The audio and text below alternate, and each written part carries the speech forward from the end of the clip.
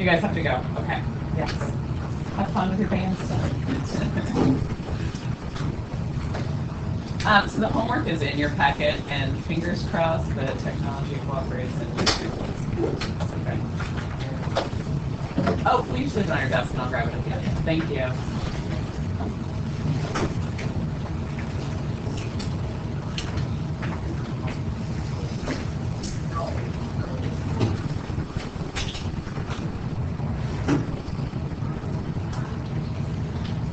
All right, first thing we're doing is called the intermediate value theorem. You will know it as the IVT.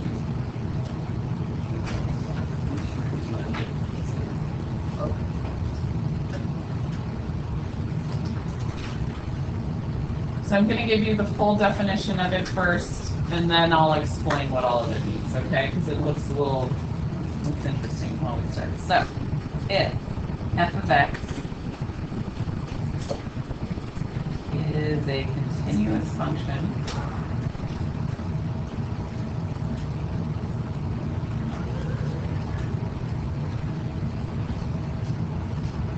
and a is less than b, and there is a value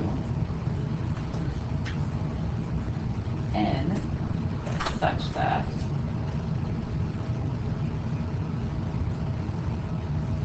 n is between f of a and f of b, then there exists a C such that A is less than C is less than B, f of C equals N. Feeling good about that on a Friday morning, aren't you? That's easy. That's easy to take. I'm going to give you a picture that goes with this, but I want to make sure everybody has time to jot it down first. It's going to be fine, don't worry.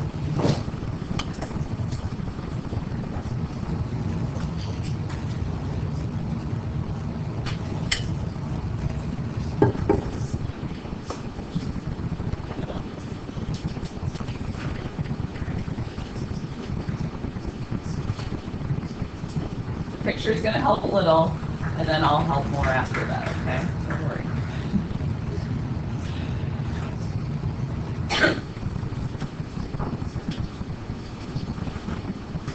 All right, let's look.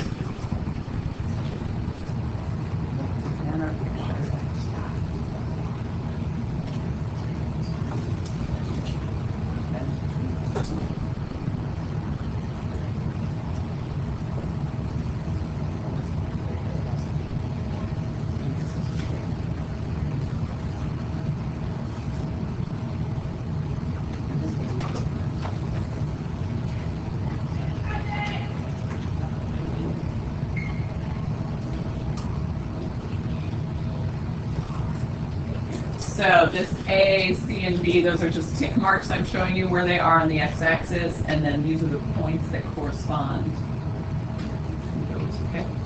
Give me a second to draw.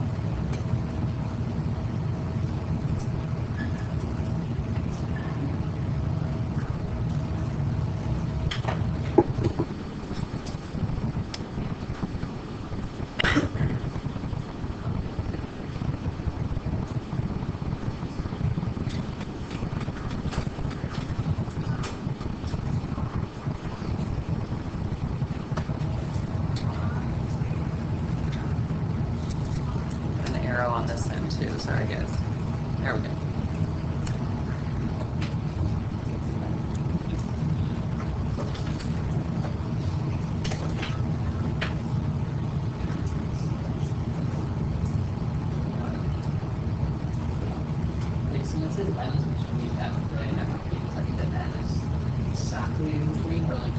Just anywhere, yeah, somewhere in between.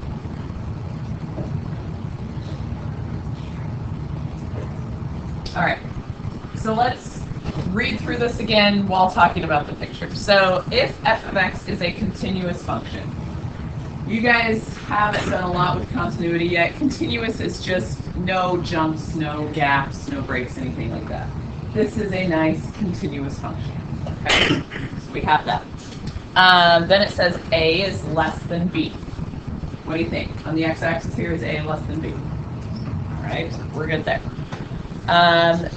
There is a value n such that n is between f of a and f of b. All right, f of a and f of b. You guys need to get very used to recognizing that that's just telling you a y value. Okay, f of a, that's the y value when x is a. F of b, that's the y value when x is b. Okay, so n is somewhere in between these two y values. Most of what you guys are going to do is that n is right here, n is 0. Okay? All right, then there exists a c such that a is less than c is less than b. What do you think? Is c in between a and b? Okay. Such that, or I'm sorry, here did our such that, and then f of c equals n. So if this was my y value of n, do you see how f of c is n? Does that make sense? That has to be in between those two y values. What you're going to do, again, is usually that n value we're talking about is 0. So you're going to see a y value that's negative and a y value that's positive. So think about your graph. If it's continuous and it goes from a negative y value to a positive y value, it has to cross the x-axis, right? That's all that this is telling you, okay? You're kind of proving that, well, to get from point A to point B, I have to travel across that x-axis. Okay. All right, so let's look at how we're going to use it. This is pretty formulaic in how you write your answer, okay? So let's do the first one here. Given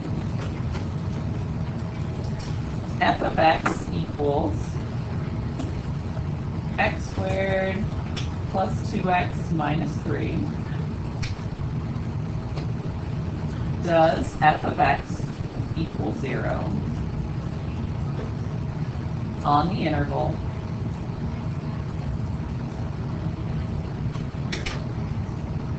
-1 to 3 included?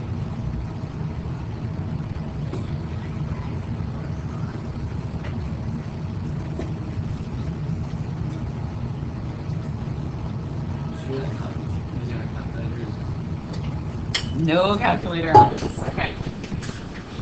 That is like thinking, yes, that's what we're talking about. Is, oh, I could graph it and see, does it cross the x-axis between -1 and 3? That's what you're going to show with the intermediate value there. Okay? All right. So we need to think about what our y values are looking at this interval. The -1 and 3, those are x values, right? Does that make sense to you guys? Okay. Let's find what is f of -1.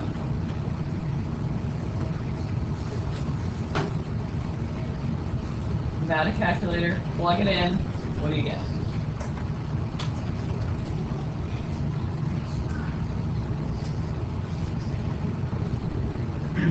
I heard -4. Yes, that is correct. And then we're also going to look at what is f of 3. 12.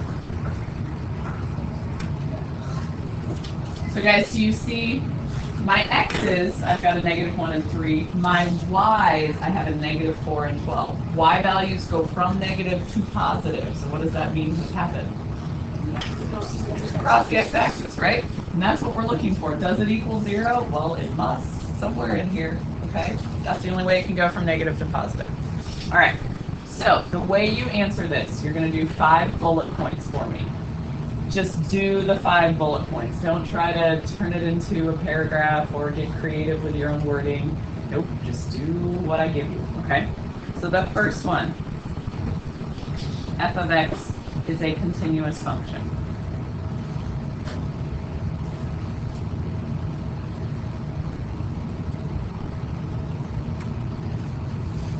you're not testing for continuity at this point. You can only do the IVT if it is a continuous function. So every single one I give you will be a continuous function, but you still have to state that as part of your answer. Okay, so every single one of these you do, first thing you're going to do, f of x is a continuous function. That's like a freebie. Okay, all right, then we are going to say f of -1 is less than 0 is less than f of 3.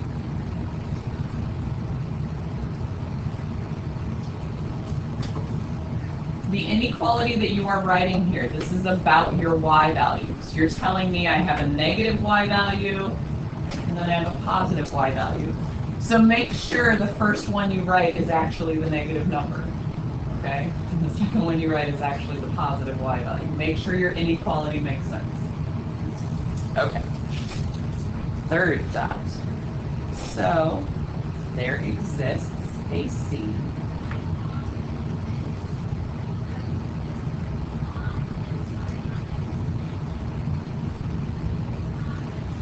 -1 is less than C is less than 3. Where am I getting, what are these? Like, what are the -1 and 3? X values, right? C is also an X value. So you're telling me there's some X in between -1 and 3 that's going to give me that Y value of 0. Okay? Your fourth one. Such that f of c equals 0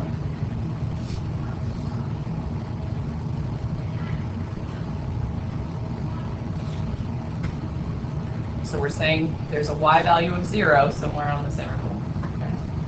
And then your last one by the IVT.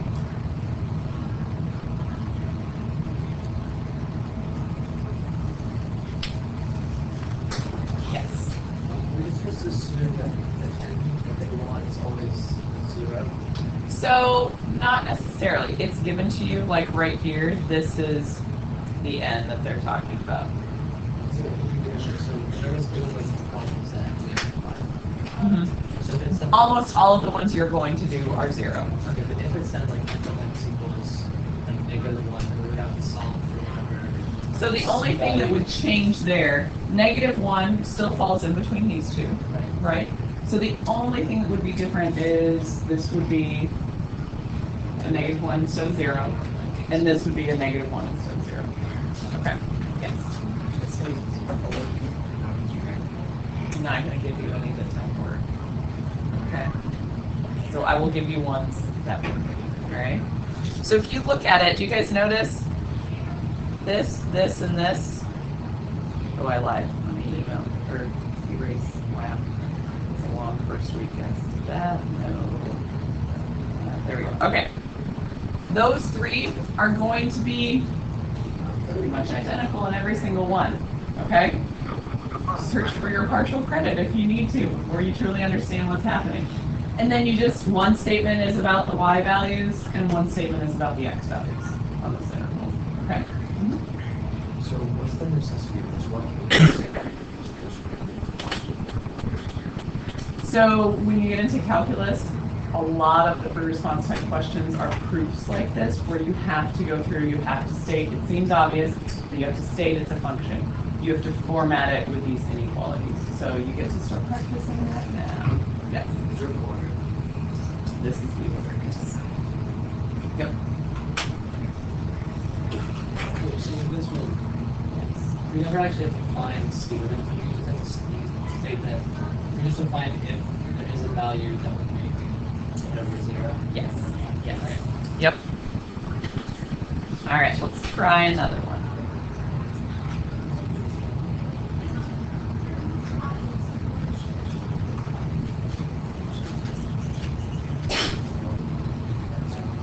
Okay, this time I'm giving it to you in a table.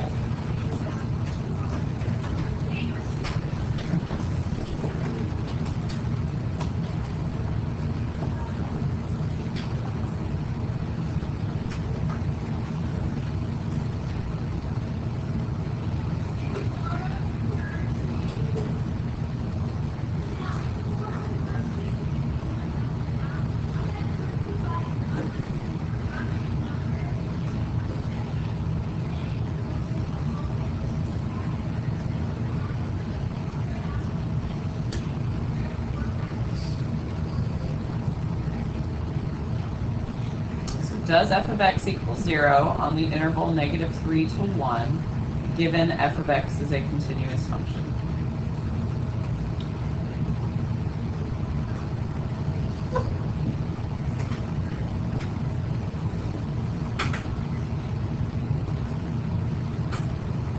Okay, I want you guys to try this one. So you are going to give me 5 bullet points. Okay, so I'll give you a minute.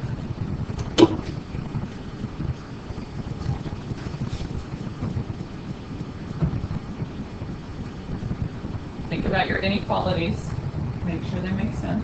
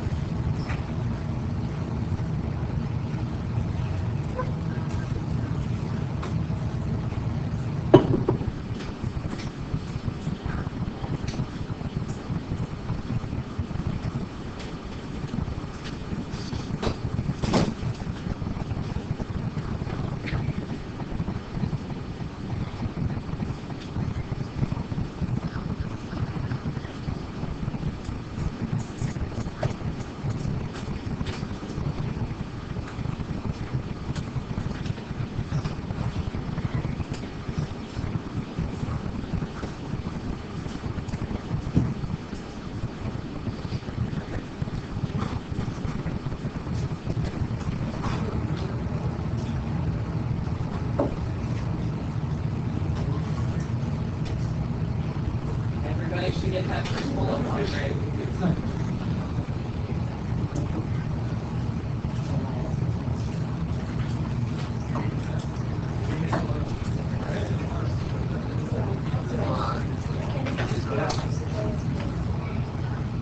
So you just have to make sure the way you write your inequality makes sense. Yeah, this graph is actually out this way. So just make it a true inequality.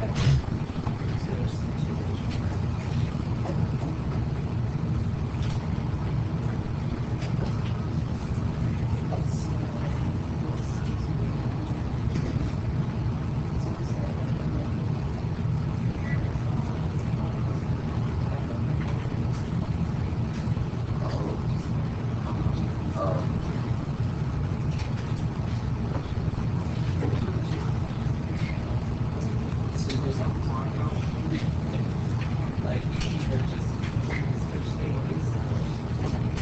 Absolutely. Okay, because it's the y value is going back to there.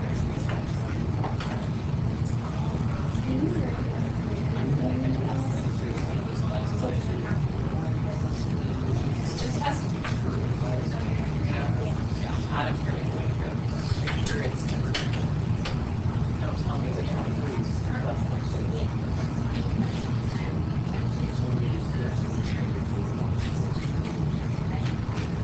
So you could technically have switched it and used like -1 0, but you could have made it a small interval, and that would also be correct. As long as it's true. No, I would like you can make it smaller than what I gave you because we're only talking about this method. Right? Don't go beyond the window I've given you, but you can like zoom in if you want to. Okay. Every time.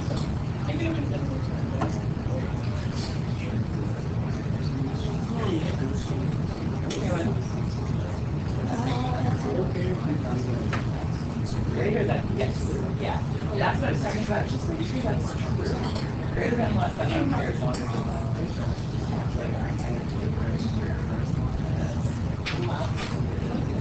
right, our stuff. Okay, so right here at 23, that's 23. And then 21 is 23. That's the part that I'm being tricky on.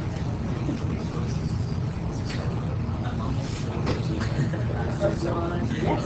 Yep. Yeah. It feels awkward to write that, but it's not 1 is less than -3. It's the y value of 1. But with, then it would be 1 is less than 2. Which that's the word.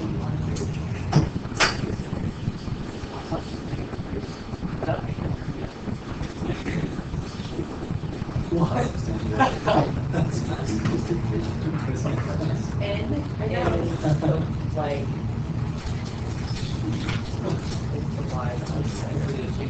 The one and only. Yeah, so like, Oh. It's almost over. Well, unless you'll get, 0, but. All right, let's go through it.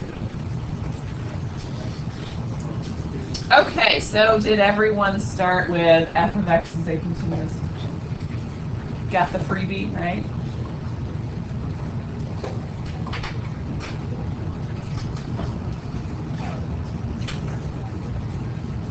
Okay. Second step is the one that threw a few people off. I'm going to say f of 1 is less than 0 is less than f of negative 3. Completely fine if you said f of negative 3 is greater than 0, it's greater than f of 1. Either of those work. Is everybody okay with that now? You guys see what I mean? Like it just has to be a true inequality? Okay. All right. Then our third one. So there exists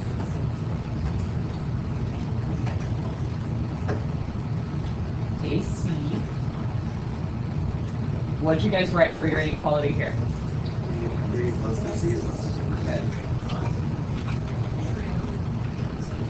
And again, make that true. You can't tell me 1 is less than negative 3. Okay? No. So make sure this is true. All right. Such that, what were we talking about here? F of C equals 0. And your other freebie, by the IVT. Perfect. Okay, guys, what do you think?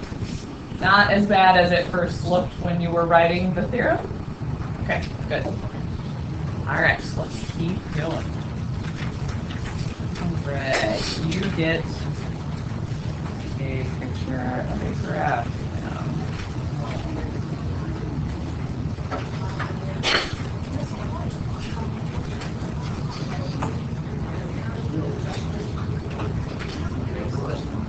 All right.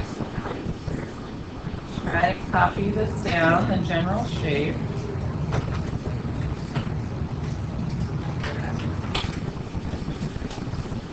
Just label your points so that it's accurate.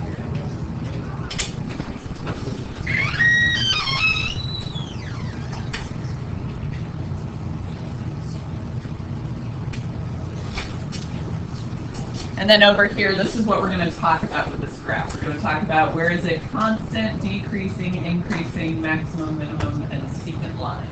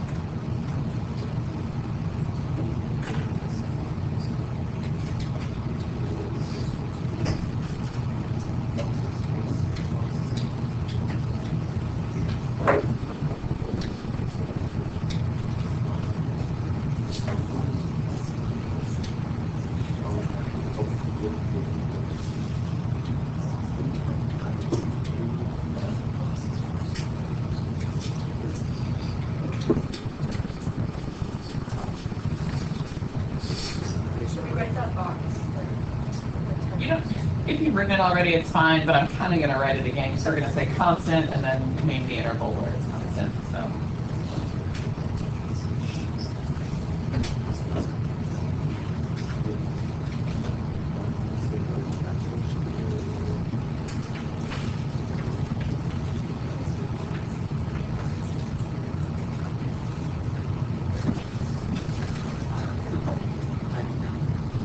We really don't have much time. Make it look a little tired on first Friday here, guys. hanging in there. All right, are we ready? Okay. When we are talking about these intervals, constant, decreasing, increasing, we're going to use interval notation, okay? So, for the constant, I'm going to abbreviate a little bit here. Over what interval does it look like this graph is constant? Yeah, Dominic. I don't know, but I think it's from -1 to. Exactly. When you're giving me an interval like that for these three, you're telling me over what x values is this happening. Because it's the y value that's constant, so the x value tells me where it is occurring, okay?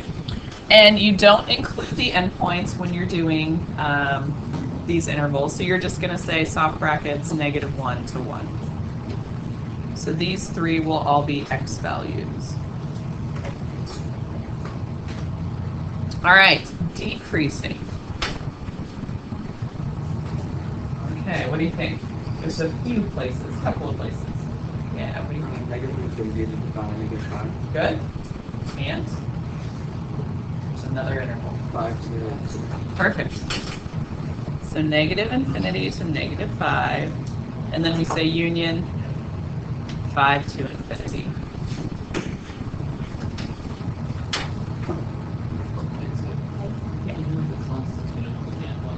Nope. Because technically, right at that endpoint, did it stop increasing or did it start going constant? Or yeah, it's got a little identity crisis, so just leave them alone. All right, increasing. Where is it increasing? Go ahead, Donna. From -5 to -1. Mm-hmm. And from 1 to 5. Good.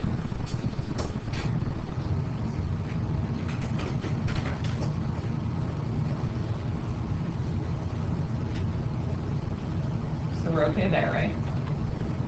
Okay. Now when we talk about maxes and mins, I want you to tell me what the max or min is and where it occurs. If you get in the habit of naming it that way, you're going to be safe no matter how I word the question. Okay? So the maximum, and we'll call it a local max, so it's not the absolute max of this graph, but you see anywhere that is like the top of a hill, anything like that. Yes, local and relative mean the same thing. Yep. So where is it? Okay, so don't give me the order here. What is the maximum? Where does it occur? So which one of those is the max? Okay, and how high does it go? Okay, so 4 at x equals 5. Does that make sense how I want you to answer that? What is the max? Where does it happen? Maximum value of 4 when x is equal to 5. Okay? All right, so minimum, you can't really mess this one up either because the numbers are the same. So what's our minimum and where does it occur? -5 at x equals -. Okay, it's nice when they match. You won't mess it up.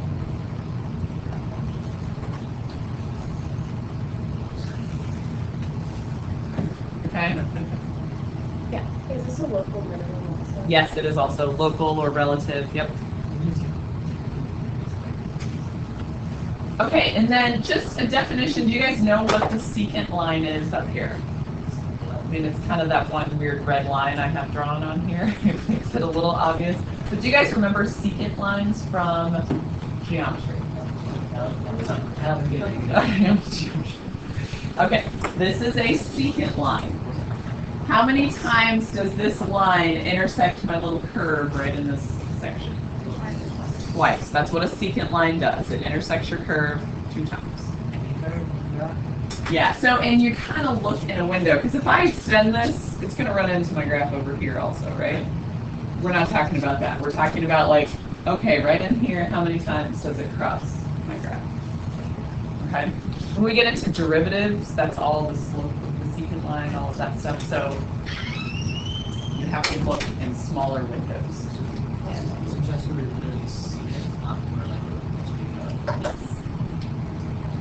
eventually we'll get to like, okay, we're defining the interval from here to here, and you see the secant line.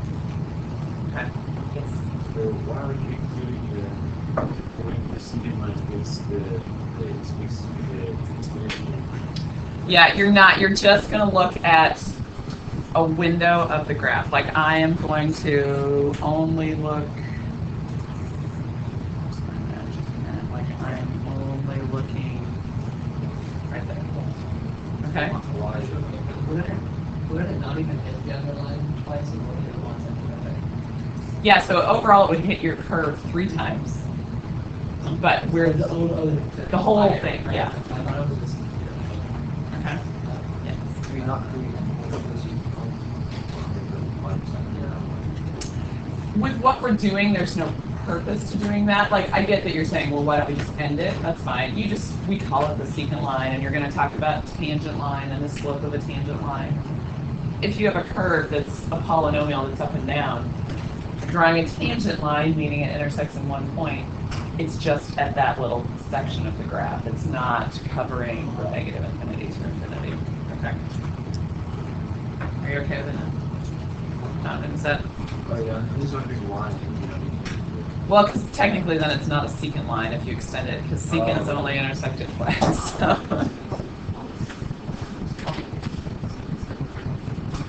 You just don't. I know. It's very unsettling, isn't it?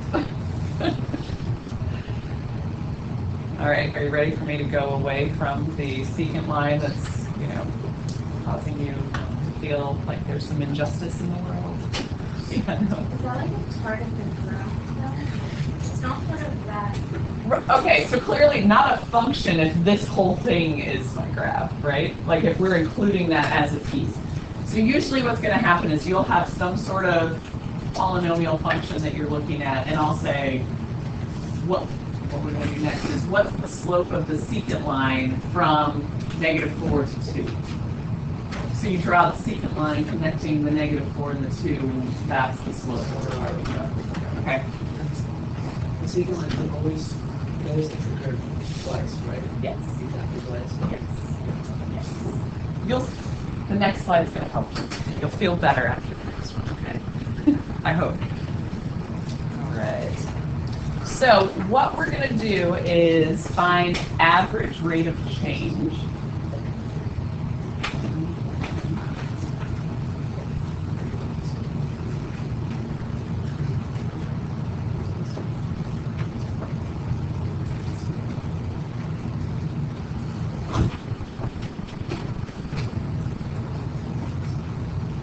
The definition of this is slope of the secant line.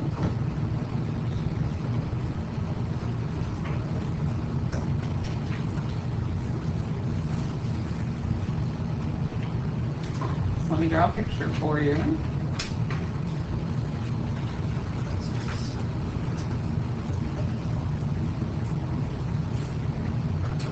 There's my graph.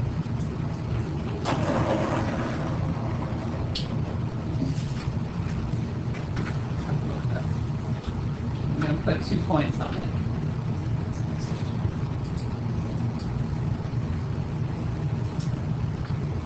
So are we comfortable now that f of a is just y value, f of b is the y value? Okay. So if I draw the secant line through a and b, there's my secant line, right?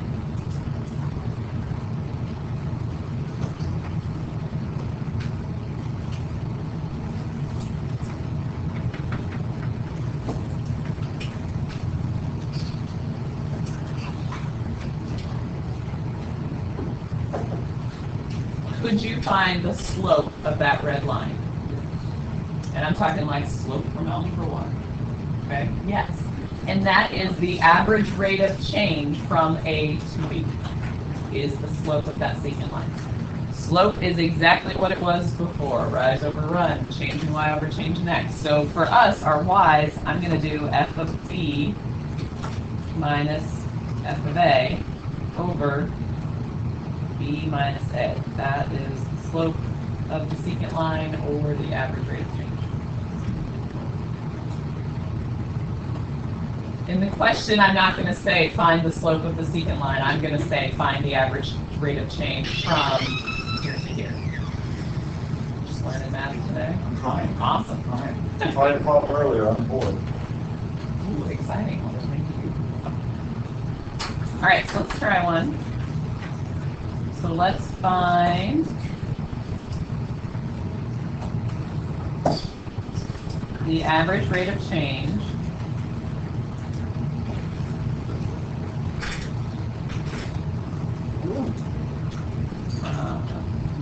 -3 to -1 is given that f of x equals -2x squared plus 4x plus 6.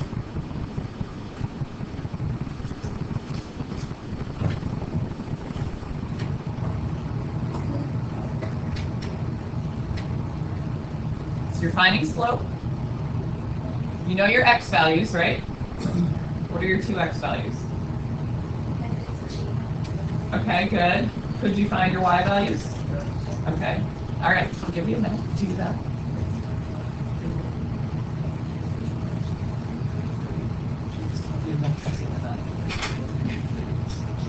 Friday morning mental math. Maybe it's gonna be 1 point. Is it what? I'm sorry. Maybe it's gonna be 1 point. It's just interval. I'm done. You should say it hard and please. You're right, thanks. Still like to figure out the rate of change. That's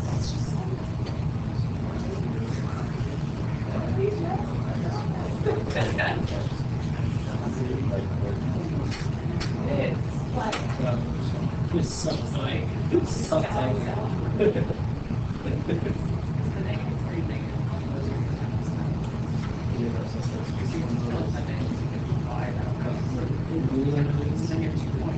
I know that It's just a little math. It's not serious. Did you get it?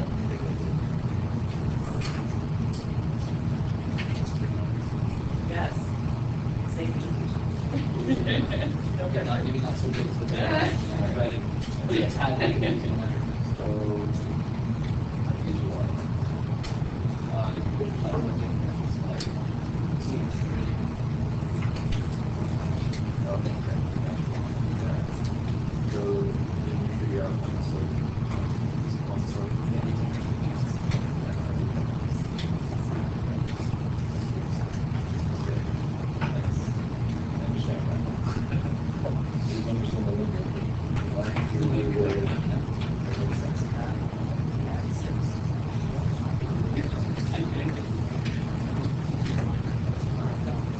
all right, I understand.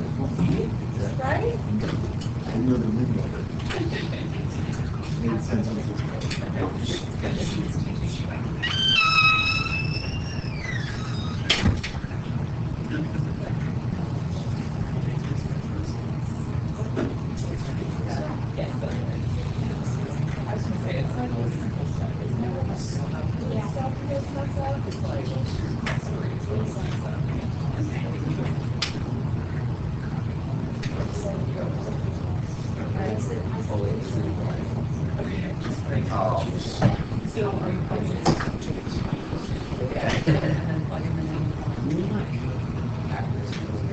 Get to -3 so you get 1.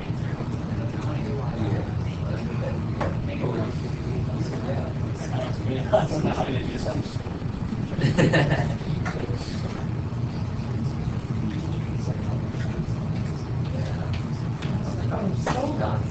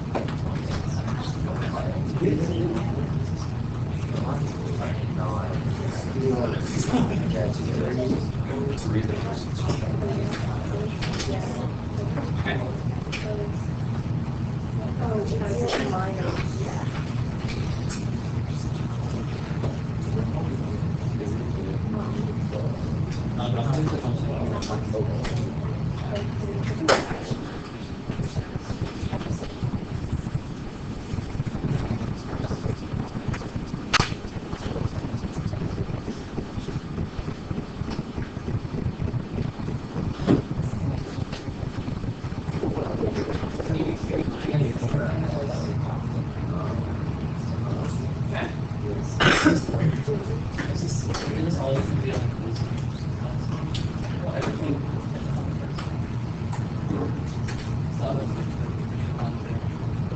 The first thing. So just 1, 1, and that's not bad.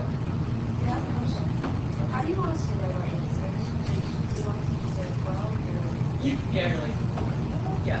You can tell me, like, average rate of change. You can call it A-ROC, A-R-M-C, if you name it. A-ROC. That's what, calculus teachers like to say A-ROC. So. All right, guys, we're running out of time. So, the answer to this one was 12, okay? You had to go ahead and find f of -3, which that one was, what, -24? Okay. And then f of -1 was 0, right? So if you want to think about it back in like algebra terms, you had the point -3, -24, and you have the point -1, 0. Find slope from there, okay? So when you do your average rate of change, you ended up with 12. All right? That's the end of your notes, guys. So good work. Stop the video here.